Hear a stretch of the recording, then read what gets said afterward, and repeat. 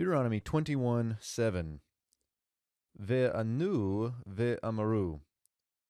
Yadenu lo shafchu et hadam hazeh ve'enenu lo ra'u. Now, I've got an interesting verse today. Let's move through it a little bit quickly because I'd like to take a look at this word right here. You might have heard me pronounce it a little differently, and you might be wondering, where in the world does that hey come from? So let's start at the beginning here. And they shall answer, and they shall say. So here's just a beginning way to say that they declared. The verbs we have here are both call perfect third common plural. This one is the verbal root ana, and then next we have the verbal root amar that you see. Both of these are veyictol forms or vav consecutive perfects. So we get and they shall answer, and they shall say.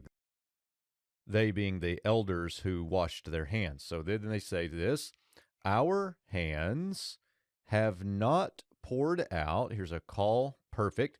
Now, I have parsed and translated this as a third common plural. You see the kibbutz here that gives us that oo sound, shafchu, and the hey is on there.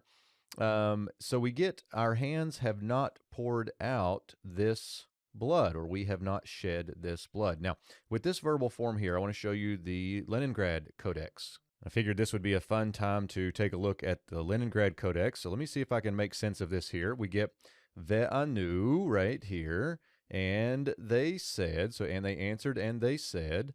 Here is our hands, our hands. There's lo, have not, and then here's our word right here that we are looking at, if you can see that. So you can see the kibbutz here clearly, but I want you to look at this little piece right over here. This is the marginal note that tells us that this is a kare. And what it is saying is the kare should be read with the shuruk as the third common plural form. So the Masoretes noticed this. They noticed it was an odd form.